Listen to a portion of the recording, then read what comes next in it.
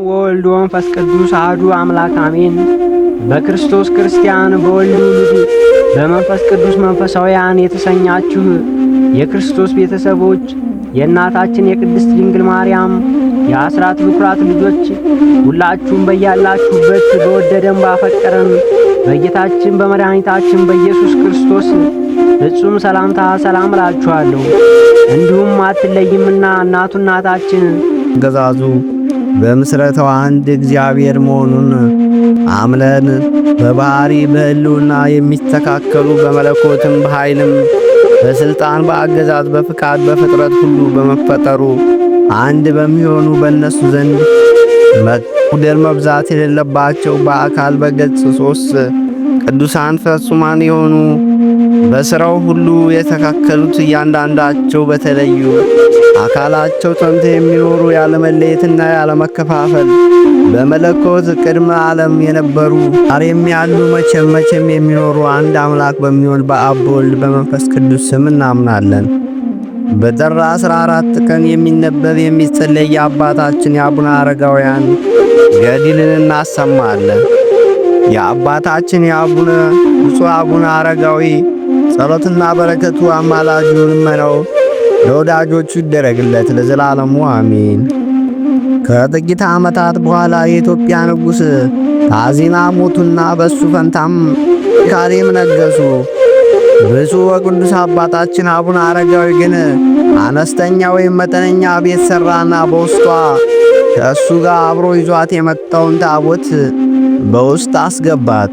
ስለ ቁርባን ወይም ስለ መሥዋዕትም ነገር እግዚአብሔርን ለመነው። እግዚአብሔርም ልመናውን ፈጥኖ ሰማውና ቁርባኑን ወይም መሥዋዕቱን ሥርዓት አዘጋጅቶ የሚያስፈልጉትን የወርቅ ጽላት፣ የብር ጽዋ፣ ለልብስ ተክኖ የሚያገለግሉ የወርቅ ላንቃ፣ ካባ፣ በውስጧ ሙቀት ያልተለየባትም ትኩስ ህብሰት ያለባት ሞሰብ፣ ወርቅ ለመሰውያው የሚያስፈልገውን ሁሉ መላእክት ከሰማይ ይዘውለት ወረዱ። በሰንበት ቀንና በበዓላትም ሁሉ ይደረግለት ነበር። ቤተ መቅደሷንም እስከ ጻነጸች ድረስ እንደዚህ ይሰራለት ነበር። ለመኖሪያውም ትንሽ በዓት አገኘና ከዚያች ውስጥ ሌሊት ያለምንም እንቅልፍና ወይም መኝታ በጸሎትና በስግደት ቀንም ያለምንም ረፍት ጸሎት በመጸለይና በሥራዎች ሁሉ በመትጋት ተቀመጠ። ከዚህም በኋላ የአባታችን የአቡነ አረጋዊ ቱርፋቱና ታምራቱ በምስራቅ በኩል ባለው አገር ሁሉ ተሰማና በሽተኞችና በአጋንንትም የተለከፉ ሁሉ ወደ እሱ እየመጡ በጸሎት ኃይል ይፈውሱና ይዳኑ ጀመረ። የሴት በሽተኞቹም ቢሆኑ መጥተው ከተራራው አካባቢ በደረሱ ጊዜ መምጣታቸውን ይነግሩታል። ከደቀ መዛሙርቱም አንዱ ማትያስ የተባለው ማየቱ የጸሎቱን ባርኮት ይሰጠውና ወደ እነሱም ይልከዋል። እሱም ማየ የጸሎቱን በላያቸው ላይ በረቸው ጊዜ ፈጥነው ዳግመኛም እግዚአብሔርን የማያውቁ ሃይማኖት የሌላቸው የበግና የፍየል መንጋ ከመጠበቅ በስተቀር ማረስም መዝራትም ማጨድም መሰብሰብም የማያውቁ ነገር ግን በላም ወተት ብቻ የሚጠቀሙ በምስራቅ አገር የሚኖሩ ዘላኖቹም ሰዎች መጡ። እነሱም በጎዳና ላይ ያገኙትን እህል የጫነውን ልብስም የያዘውን ይቀማሉ፣ ይደበድባሉ። ንጹሕ ነፍስንም የሚገድሉ ናቸው። እነዚህንም የመሳሰሉት ሁሉ በጸሎት ኃይል በክርስቶስ ሃይማኖት አሳመናቸው። ፍጹም ክርስቲያንም ሆኑ። በመንፈስ ቅዱስም ብርሃናትን ሕሊናቸው ልቦናቸው በራ። መቀማትንም ነፍስንም መግደል ትተው በየራሳቸው ንብረት ብቻ መጠቀም ለመዱ። ዮሐንስ በዮርዳኖስ በረሃ እያስተማረ በጨለማ ውስጥና በሞት ጥላ ስር የሚኖሩ ሕዝቦችም ወደ ጥምቀቱ ጥቂት በጥቂት እያለ እንዲመጡ የእነዚያም ሰዎች አገር ረፍት አገኘች። ሕዝቦቿም ሁሉ ደስታ ብርሃንም ወጥቶላቸዋልና። ይህም ሁሉ ቅዱስ አባታችን አረጋዊ የተባለ ዘሚካኤል ለዚያች አገር ብርሃንን አበራላት። አስቀድሞም በሰላም ትምህርት ያመኑ ነበሩ፣ ሌሎችም ያላመኑ አሉ። ያመኑትን ሃይማኖታቸውን አጸናላቸው አስፋፋላቸውም። ያላመኑትንም ደግሞ ወደ እውነተኛው ወደ ክርስቶስ ሃይማኖት መለሳቸው። በመለኮት ቅመምነት የተቀመምክ ክብረ አባት ሆይ መራራ ኮምዛዛ የምትሆን ያላመነ አዝነት በትምህርት ጨውነት አጣፍታታልና እንደ ጴጥሮስ እንደ ጳውሎስ ሐዋርያት ለኢትዮጵያ መምህር ወይም ሐዋርያ የሆንከው አሳምራታልና። ቅዱሱ አባታችን አቡነ አረጋዊም የማስተማሩን አድማስ ደረጃ በደረጃ ማስፋፋቱን ጀመረ። ሌትም በመስገድ ያድራል፣ ቀንም በጾምና በትምህርት ይውላል።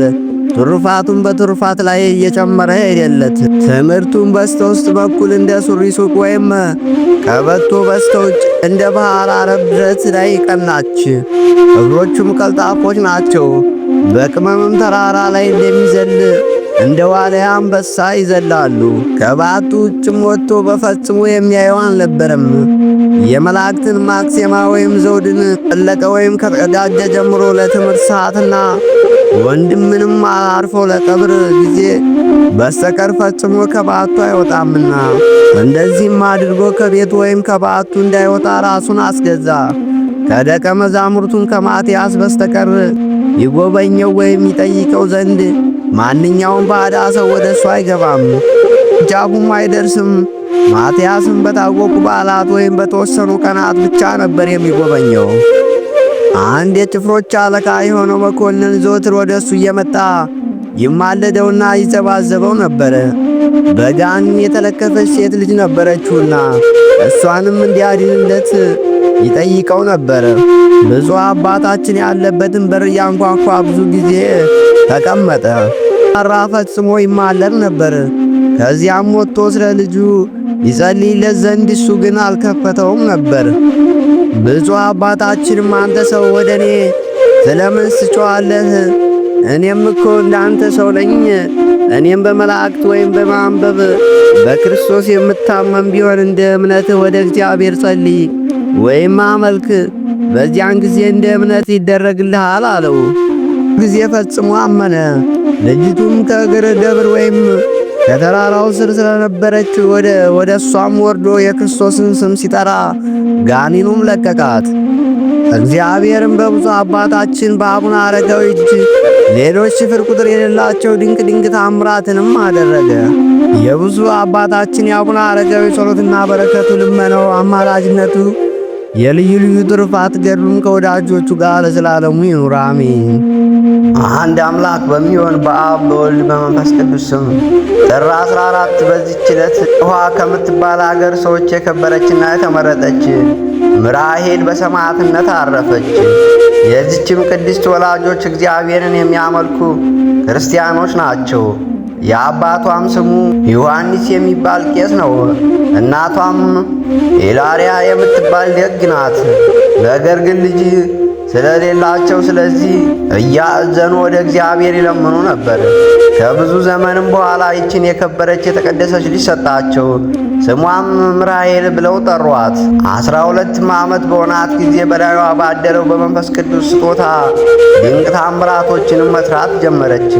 ከዚህም በኋላ ከከሃዲው ንጉሥ ዶቅልጥያኖስ በተነሳ ጊዜ ወደ ባህር ዳርቻ ወጣች። መርከብ አግኝታ በላዩ ተሳፈረች። ሰማዕትነት ከሚካሄዱበት አገር በመሄድ ወደ ንጽሕ ከተማ ተችም ጊዜ ስሙ ፍልፍልያኖስ በሚባል መኮንን ፊት ቆመች። ባያትም ጊዜ ስለ ታናሽነቷ ራርቶ ሊተዋት ወደደ።